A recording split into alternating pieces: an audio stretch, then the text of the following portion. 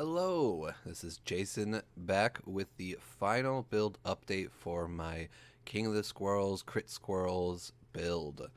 If you haven't seen the first video, I would watch that before you watch this one, as this has been another like 100+ hours of progression into the build, and so this is much higher budget than the last one, but it's still the same build. So, with that being said, I will get right into the gear that I have acquired since then and the changes that I have made. So, still using the +2 helmet. I doubt I'll ever get another, one like this.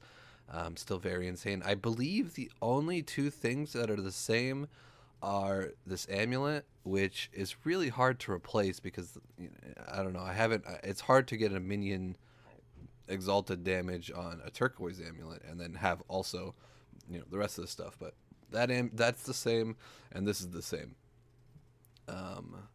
Both of these fill my resistances, and this is the only two pieces that I actually have resistance on.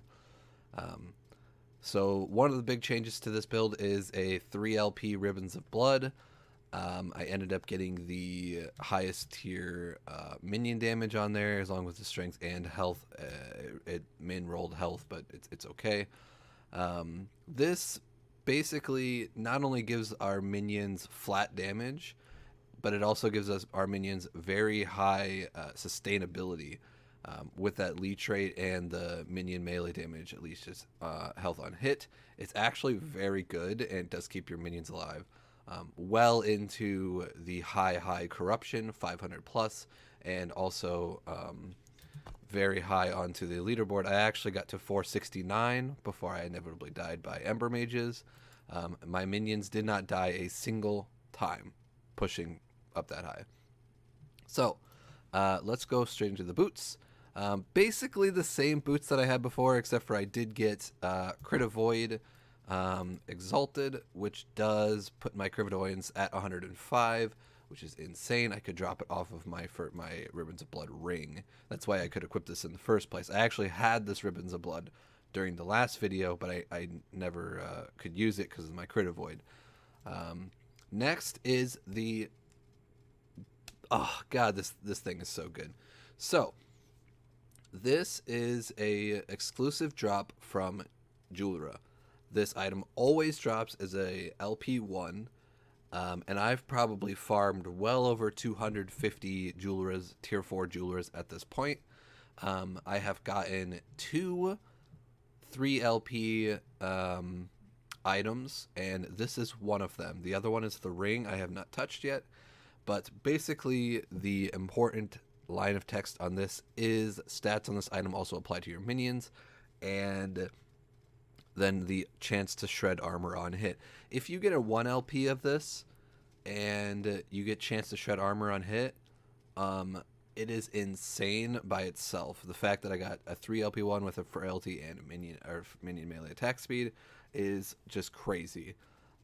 So with that being said, this is much better than a Raven's Rise, even as a 1 LP, if you can get a high tier shred armor on hit.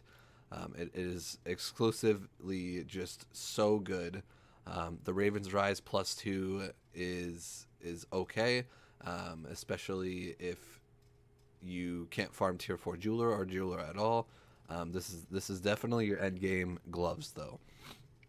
Next is the just a minion damage, exalted minion damage ring on a turquoise ring. I technically could mirror this, but it would not be better than my Ribbons of Blood. But it is technically possible because of the forging potential. Belt. Oh, this was insane. This was crazy to make. I got to, I believe it was minion damage exalted and it had cleanse, and then I sealed the cleanse, and it also had the fizz res. So I had like 40-50 potential. And so I could very easily get the health, hybrid health, and I went for extra potion slot because there wasn't really a lot that I could get, and I already had enough minion health in the build, so wasn't having problems with that. This belt is insane, but what's even more insane is this chest piece. This chest piece is insane. I can't even put into words how strong this is. So it's basically doubled my flat melee minion crit chance, um, up to 13%. It was 6% before, which is just crazy. This rolled with the minion strike multi, and then I sealed it because it was a tier 1. It's 100% chance. And then it also had the percent health on there. So I just crafted the rest of it on, and tried to divine the numbers as good as possible. They're okay. It could be better. It did min roll on the minion melee crit chance, but it is what it is. I'm still using the same two-handed combo with the melee minion damage and the bastion, the +1 bastion with endurance percent, which actually does cap my endurance at 61%. My offhand, my switch for single target is the obsidian axe that I was using last video as well. So my resistances have changed a little bit. I still have yet to get another one of these haste melee minion attack speed idols. I really wish I could. I did upgrade some of these. We're getting closer and closer to the max for this build. I also swapped these out for some vitality and res. The only thing I'm missing is necrotic. I did re-roll some of my my blessings, mainly just the resistance ones. I ended up getting more void res, and I think that was it for really those. I don't think oh yeah, I did get more fire res, but it doesn't matter. So for resistances, we're pretty much capped across the board, and I just need that a little bit more necrotic resistance. We got 2300 armor with Bastion on. Obviously, the Bastion block chance is always going to say 125%. 40% of block effectiveness. We are endurance capped with 550 endurance and 105 crit of void. It's very good. We do get leech from swipe and our attack speed. It does keep us alive actually, and it's pretty good. This one has shred chance because I can shred out myself too. But this one just has all attributes to 40% increase. It's like 500+% increase to my damage when I swap to it. Anything else that's really notable? I don't think I really changed very much. The points that I dropped were the leech node because I got the ribbons of blood. I still think this node is very good to get if you don't have a ribbons of blood or your minions are struggling to stay alive during high corruption.